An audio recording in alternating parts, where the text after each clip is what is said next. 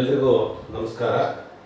ಇವತ್ತು ಈ ಒಂದು ಮೂಲಭೂತ ಕರ್ತವ್ಯಗಳು ಅಂತಕ್ಕಂತಹ ವಿಷಯಕ್ಕೆ ಸಂಬಂಧಪಟ್ಟಂತೆ ಇವತ್ತು ನಾವು ಚರ್ಚೆ ಮಾಡೋಣ.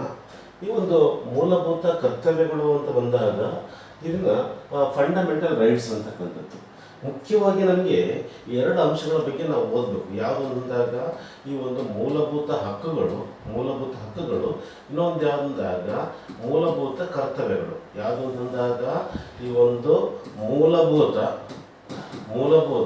ಹಕ್ಕುಗಳು, ಇನ್ನೊಂದು ಯಾವುದು ಅಂತಂದಾಗ ಮೂಲಭೂತ ಕರ್ತವ್ಯಗಳು ಮೂಲಭೂತ ಕರ್ತವ್ಯಗಳು. ಇಲ್ಲಿ ಮೂಲಭೂತ ಹಕ್ಕುಗಳು ಅಂತಂದಾಗ ಅಂತಂದರೆ ಸಂವಿಧಾನ ವ್ಯಕ್ತಿಗೆ ಕೊಟ್ಟಿರ್ತಕ್ಕಂತಹ ಸವಲತ್ತುಗಳನ್ನು ಅಥವಾ ಸೌಲಭ್ಯಗಳನ್ನು ನಾವು ಮೂಲಭೂತ ಹಕ್ಕುಗಳು ಅಂತ ಕರಿತೀವಿ. ನಾವು ಇಲ್ಲಿ ಮೂಲಭೂತ ಕರ್ತವ್ಯ ಅಂತಂದರೆ ವ್ಯಕ್ತಿ ರಾಷ್ಟ್ರಕ್ಕೆ ಮಾಡಲೇಬೇಕಾಗಿರ್ತಕ್ಕಂಥ ಜವಾಬ್ದಾರಿಗಳು.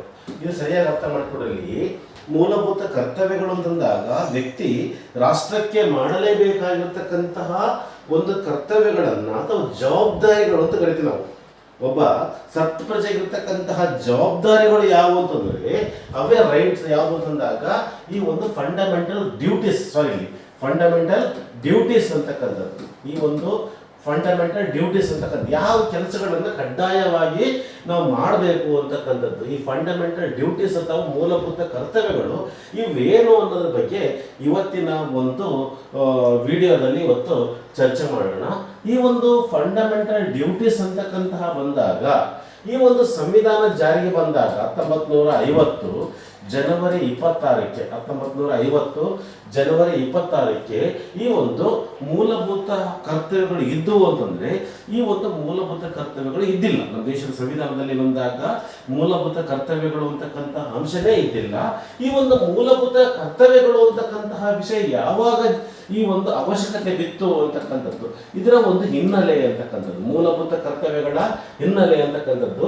ಈ ಒಂದು ಮೂಲಭೂತ ಕರ್ತವ್ಯಗಳ ಹಿನ್ನೆಲೆಗೆ ಬಂದ್ರೆ ನಮ್ಮ ಒಂದು ರಾಜಕೀಯ ಕೆಲವೊಂದು ವಿಚಾರಗಳು ಅಂತಕ್ಕಂಥದ್ದು ಈ ಒಂದು ಮೂಲಭೂತ ಕರ್ತವ್ಯಗಳು ಜಾರಿ ಬರಲಿಕ್ಕೆ ಒಂದು ಅವಕಾಶ ಮಾಡಿಕೊಡ್ತು ಅಂತ ಅನುಭವದ ನಾವು. ಹೆಂಗೆ ಅಂತಂದಾಗ 1972ರ ಈ ಒಂದು ಲೋಕಸಭೆಯ ಸಾರ್ವತ್ರಿಕ ಚುನಾವಣೆ ಅಂತಕ್ಕಂಥದ್ದು 1972ರ ಲೋಕಸಭೆಯ ಸಾರ್ವತ್ರಿಕ ಚುನಾವಣೆ. ಈ ಒಂದು ಲೋಕಸಭೆಯ ಸಾರ್ವತ್ರಿಕ ಚುನಾವಣೆಯಲ್ಲಿ ಮುಖ್ಯವಾಗಿ ಯಾವುದು ಅಂತಂದಾಗ ಈ ಒಂದು ಉತ್ತರ ಪ್ರದೇಶದ ಒಂದು ಕ್ಷೇತ್ರ ಯಾವುದು ಅಂತಂದಾಗ ರಾಯ್ಬರೇಲಿ ಕ್ಷೇತ್ರ ಅಂತಕ್ಕಂಥದ್ದು. ಎಲ್ಲಿ ಬರುತ್ತಂದಾಗ ಉತ್ತರ ಪ್ರದೇಶದ ಒಂದು ಕ್ಷೇತ್ರ ರಾಯ್ಬರೇಲಿ ಅಂತಕ್ಕಂಥದ್ದು. ಈ ಒಂದು ರಾಯ್ಬರೇಲಿ ಕ್ಷೇತ್ರದಲ್ಲಿ ಮುಖ್ಯವಾಗಿ ಈ ಒಂದು ಕಾಂಗ್ರೆಸ್ ಮತ್ತು ಜನತಾ ಪರಿವಾರ ಅಂತಕ್ಕಂಥದ್ದು ಕಾಂಗ್ರೆಸ್ನಿಂದ ಸ್ಪರ್ಧೆ ಮಾಡಿರ್ತಕ್ಕಂಥ ವ್ಯಕ್ತಿಗಳು ಯಾರು ಅಂತಂದಾಗ ಈ ಒಂದು ಇಂದಿರಾ ಗಾಂಧಿ ಅಂತಕ್ಕಂಥವ್ರು ಏನ್ ಮಾಡಿದ್ರು ಅಂತಂದಾಗ ಈ ಒಂದು ಎಲ್ಲಿ ಅಂತಂದಾಗ ರಾಯ್ಬರೇಲಿ ಕ್ಷೇತ್ರದಿಂದ ಆ ಸಂದರ್ಭದಲ್ಲಿ ಅವರು ಏನಾಗಿದ್ರು ಅಂತಂದಾಗ ಪ್ರಧಾನಮಂತ್ರಿ ಆಗಿರತಕ್ಕಂತಹ ಇಂದಿರಾ ಗಾಂಧಿ ಅವರು ಕಾಂಗ್ರೆಸ್ ಪಕ್ಷದ ಕಡೆಯಿಂದ ಎಲ್ಲಿ ರಾಯ್ಬರೇಲಿ ಕ್ಷೇತ್ರದಿಂದ ಸ್ಪರ್ಧೆ ಮಾಡ್ತಾರೆ. ಇವರಿಗೆ ವಿರುದ್ಧವಾಗಿರುವಾಗ ಜನತಾ ಪರಿವಾರದಿಂದ ಸ್ಪರ್ಧೆ ಮಾಡಿರ್ತಕ್ಕಂಥ ವ್ಯಕ್ತಿ ಯಾರು ಅಂದಾಗ ರಾಜ್ ನಾರಾಯಣ್ ಅಂತಕ್ಕಂಥ ವ್ಯಕ್ತಿ. ಈ ಒಂದು ಚುನಾವಣೆಯಲ್ಲಿ ಇಂದಿರಾ ಗಾಂಧಿ ಅವರಿಗೆ ಏನಾಗುತ್ತೆ, ಜಯ ಆಗುತ್ತೆ. ಇವರು ಏನ್ ಮಾಡ್ತಾರೆ ಅಂತಂದಾಗ ಸೋಲನ್ನು ಅನುಭವಿಸ್ತಾರೆ. ಯಾರು ಅಂದಾಗ ರಾಜ್ ನಾರಾಯಣ್ ಅಂತಕ್ಕಂತಹ ವ್ಯಕ್ತಿಗಳು ಸೋಲನ್ನು ಅನುಭವಿಸ್ತಾರೆ. ಈ ಸೋತಿರ್ತಕ್ಕಂತಹ ರಾಜ್ ನಾರಾಯಣ್ ಅಂತಕ್ಕಂಥವ್ರು ತಮ್ಮ ಸೋಲನ್ನು ಒಪ್ಕೊಳ್ಳಂಗಿಲ್ಲ. ಅದನ್ನ ಏನು ಅಂತಂದಾಗ ಉತ್ತರ ಪ್ರದೇಶದ ಈ ಒಂದು ಅಲಹಾಬಾದ್ ನ್ಯಾಯಾಲಯದಲ್ಲಿ ಅವರು ಏನ್ ಮಾಡ್ತಾರೆ ಅಂದಾಗ ಈ ಕೋರ್ಟ್ ನಲ್ಲಿ ಪ್ರಶ್ನೆ ಮಾಡ್ತಾರೆ. ಏನಂತ ಪ್ರಶ್ನೆ ಮಾಡ್ತಾರೆ ಅಂತಂದಾಗ ಇಂದಿರಾ ಗಾಂಧಿ ಅವರು ಆಯ್ಕೆ ಆಗಿರ್ತಕ್ಕಂಥ ಕ್ರಮ ಸರಿಯಾಗಿಲ್ಲ.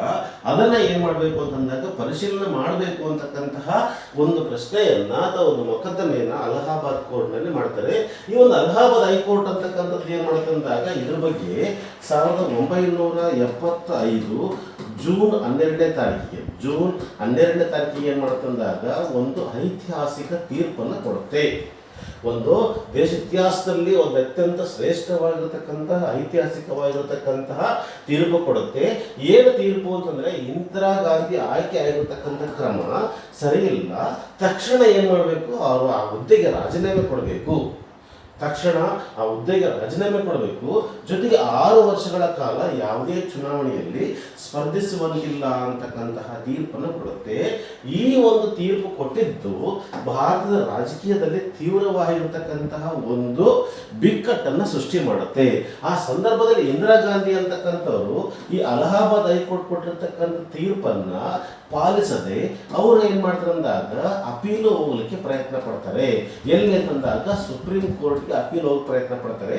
ಆ ಸಂದರ್ಭದಲ್ಲಿ ದೇಶಾದ್ಯಂತ ತೀವ್ರವಾಗಿರ್ತಕ್ಕಂತಹ ಗಲಾಟೆ ಉಂಟಾಗುತ್ತೆ. ಆ ಸಂದರ್ಭದಲ್ಲಿ 1975ರಲ್ಲಿ ಇವು ಒಂದು ಸಂಪೂರ್ಣ ಕ್ರಾಂತಿ, ಇದನ್ನು ಪ್ರಶ್ನೆ ಕೇಳಿದ್ರೆ ಏನಂದಾಗ ಸಂಪೂರ್ಣ ಕ್ರಾಂತಿ ಉಂಟಾಗುತ್ತೆ. ಈ ಸಂಪೂರ್ಣ ಕ್ರಾಂತಿ ಯಾರ ನೇತೃತ್ವದಲ್ಲಿ ನಡೀತು ಅಂತಂದಾಗ JP ನೇತೃತ್ವದಲ್ಲಿ ನಡೀತು ಅಂತ ಜಯಪ್ರಕಾಶ್ ಯಾರಂದಾಗ ಜಯಪ್ರಕಾಶ್ ನಾರಾಯಣ್ ನೇತೃತ್ವದಲ್ಲಿ ಸಂಪೂರ್ಣ ಕ್ರಾಂತಿ ನಡೆಯುತ್ತೆ. ಈ ಸಂಪೂರ್ಣ ಕ್ರಾಂತಿಯ ಉದ್ದೇಶ ಏನಂದಾಗ ಇಂದಿರಾ ಗಾಂಧಿ ಅವರ ವಿರುದ್ಧ ನಡೀತಕ್ಕಂತಹ ಒಂದು ಚಳುವಳಿ ಅಂತಕ್ಕಂಥದ್ದು ಕ್ರಾಂತಿ. ಈ ಒಂದು ಕ್ರಾಂತಿಯ ಸಂದರ್ಭದಲ್ಲಿ ಇಂದಿರಾ ಗಾಂಧಿ ಅಂತಕ್ಕಂಥವ್ರು ಏನ್ ಮಾಡ್ತಾರೆ ಅಂದಾಗ ದೇಶದಲ್ಲಿ ಆಂತರಿಕ ಬಿಕ್ಕಟ್ಟು ಉಂಟಾಗಿದೆ ಅಂತಕ್ಕಂಥ, ದೇಶದಲ್ಲಿ ಏನಾಗಿದ್ದಾಗ ಆಂತರಿಕ ಬಿಕ್ಕಟ್ಟು, ದೇಶದಲ್ಲಿ ಏನಾಗಿರಲಿ ಆಂತರಿಕವಾಗಿರ್ತಕ್ಕಂಥ ಬಿಕ್ಕಟ್ಟು ಉಂಟಾಗಿದೆ ಅಂತ ಏನ್ ಮಾಡ್ತಾರಲ್ಲ, ಆಗಿರ್ತಕ್ಕಂತಹ ರಾಷ್ಟ್ರಪತಿಯ ಮೇಲೆ ಏನ್ ಮಾಡ್ತಂದಾಗ ಈ ಒಂದು 352ನೇ ವಿಧಿಯನ್ನ ಜಾರಿಗೊಳಿಸಲಿಕ್ಕೆ ಅವಕಾಶ ಕೊಡ್ತಾರೆ. ಹಂಗಾಗಿ 352ನೇ ವಿಧಿ ಈ ಒಂದು 1975 ಸರಿಯಾಗಿ ಅರ್ಥ ಮಾಡ್ಕೊಡಿರಲಿ, 1975 ಜೂನ್ 25ಕ್ಕೆ ದೇಶಾದ್ಯಂತ ಏನಾಯಿತು ಅಂತಂದಾಗ ಆಂತರಿಕ ಬಿಕ್ಕಟ್ಟು ನೆಪವೊಡ್ಡಿ ರಾಷ್ಟ್ರೀಯ ತುರ್ತು ಪರಿಸ್ಥಿತಿ ಜಾರಿ ಬಂತು. ರಾಷ್ಟ್ರೀಯ ಏನಾಯಿತು ಅಂದಾಗ ತುರ್ತು ಪರಿಸ್ಥಿತಿ, ರಾಷ್ಟ್ರೀಯ ತುರ್ತು ಪರಿಸ್ಥಿತಿ ಅಂತಕ್ಕಂಥದ್ದು ಜಾರಿಗೆ ಬರುತ್ತೆ. ಯಾವಾಗ ರಾಷ್ಟ್ರೀಯ ತುರ್ತು ಪರಿಸ್ಥಿತಿ ಜಾರಿಗೆ ಬರುತ್ತೆ ಆ ಸಂದರ್ಭದಲ್ಲಿ ಈ ನೇತೃತ್ವ ವಹಿಸಿಕೊಂಡಿರ್ತಕ್ಕಂಥ ಎಷ್ಟೋ ನಾಯಕರು ಕ್ರಾಂತಿಯನ್ನು ಮುಂದುವರಿಸ್ತಾರೆ. ಆ ಸಂದರ್ಭದಲ್ಲಿ ಸಾಕಷ್ಟು ರೀತಿಯಾಗಿರ್ತಕ್ಕಂಥ ಗೊಂದಲಕ್ಕೆ ಕಾರಣ ಆಗುತ್ತೆ.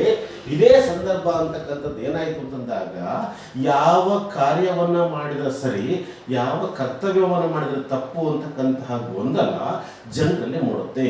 ಆ ಸಂದರ್ಭದಲ್ಲಿ ಈ ಒಂದು ಇಂದಿರಾ ಗಾಂಧಿ ಅಂತಕ್ಕಂಥವ್ರು ಯಾವ ಕರ್ತವ್ಯವನ್ನು ಮಾಡೋದು ಸರಿ, ಯಾವ ಕರ್ತವ್ಯ ಮಾಡೋದು ಸರಿ ಅಂತಕ್ಕಂತಹ ಒಂದು ಪ್ರಶ್ನೆ ಬಂದಾಗ ಅದಕ್ಕೆ ಸಂಬಂಧಪಟ್ಟಂತೆ ನಮ್ಮ ದೇಶದಲ್ಲಿ ಏನಾಗಬೇಕು ಅಂದಾಗ ಮೂಲಭೂತ ಕರ್ತವ್ಯಗಳು, ಫಂಡಮೆಂಟಲ್ ಡ್ಯೂಟೀಸ್ ಯಾವುವು ಅನ್ನೋದ್ರ ಬಗ್ಗೆ ಚರ್ಚೆ ಆಗುತ್ತೆ.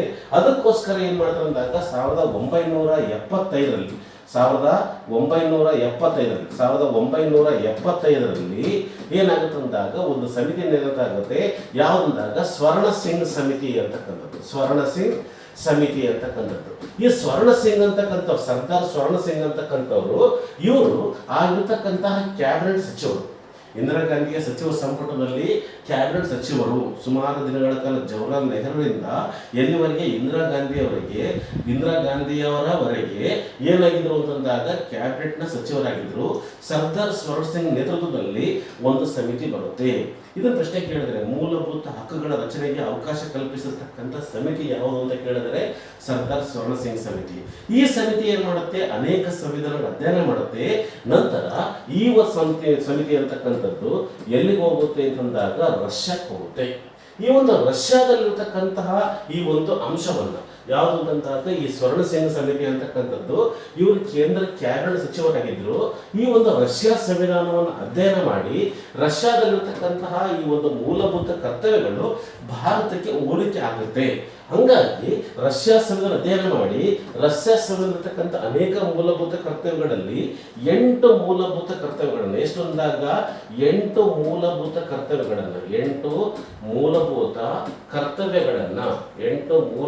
ಕರ್ತವ್ಯಗಳನ್ನ ಈ ಒಂದು ಭಾರತದ ಸಂವಿಧಾನಕ್ಕೆ ಸೇರುವಂತೆ ಏನ್ ಮಾಡುತ್ತೆ ಅಂದಾಗ ಶಿಫಾರಸು ಮಾಡುತ್ತೆ.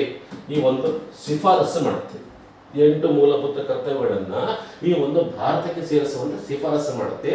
ಈ ಶಿಫಾರಸು ಅನುಗುಣವಾಗಿ 1976ರಲ್ಲಿ ಸಂವಿಧಾನಕ್ಕೆ ತಿದ್ದುಪಡಿ ಆಗುತ್ತೆ. ಏನ್ ತಿದ್ದುಪಡಿ ಅಂತಂದಾಗ 1976ರಲ್ಲಿ 42ನೇ ತಿದ್ದುಪಡಿಯಲ್ಲಿ ಏನಾಗುತ್ತೆ ಅಂತಂದಾಗ ಈ ಒಂದು ಮೂಲಭೂತ ಕರ್ತವ್ಯಗಳು ಎಷ್ಟೊಂದಾಗ 8 ಮೂಲಭೂತ ಕರ್ತವ್ಯಗಳನ್ನು ಅಧ್ಯಯನ ಮಾಡುತ್ತೆ.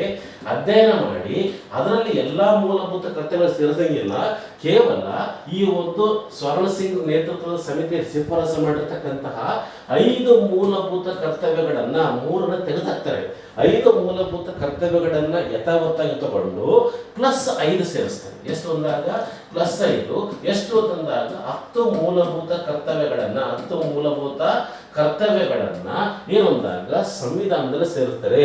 ಈ ಒಂದು 1976 42ನೇ ತಿದ್ದುಪಡಿಯ ಮೂಲಕ 4A ಭಾಗದಲ್ಲಿ ಎಲ್ಲಿ ಅಂತಂದಾಗ 4A ಭಾಗದಲ್ಲಿ ಏನ್ ಮಾಡಲಾಯಿತು ಅಂತಂದಾಗ ಮೂಲಭೂತ ಕರ್ತವ್ಯಗಳನ್ನ ಸೇರ್ಪಡೆ ಮಾಡಲಾಯಿತು. ಯಾವ ವಿಧಿಯಲ್ಲಿ ಸೇರಿಸಲಾಯಿತು ಅಂತಂದಾಗ 51A ವಿಧಿಯಲ್ಲಿ ಸೇರಿಸಲಾಯಿತು. 51A ವಿಧಿಯಲ್ಲಿ ಎಷ್ಟು ಅಂತಂದಾಗ ಈ ಒಂದು 10 ಮೂಲಭೂತ ಕರ್ತವ್ಯಗಳನ್ನು ಸೇರಿಸಲಾಯಿತು. ನಂತರ 2002ರಲ್ಲಿ 86ನೇ ತಿದ್ದುಪಡಿಯ ಮೂಲಕ ಇನ್ನೊಂದು ಸೇರಿಸ್ತಾರೆ 10+1. ಪ್ರಸ್ತುತ ಮೂಲಭೂತ ಕರ್ತವ್ಯಗಳ ಸಂಖ್ಯೆ ಅಂತ ಕೆಲವೊಂದು ಎಕ್ಸಾಮ್ ಕೇಳಿದ್ದಾರೆ.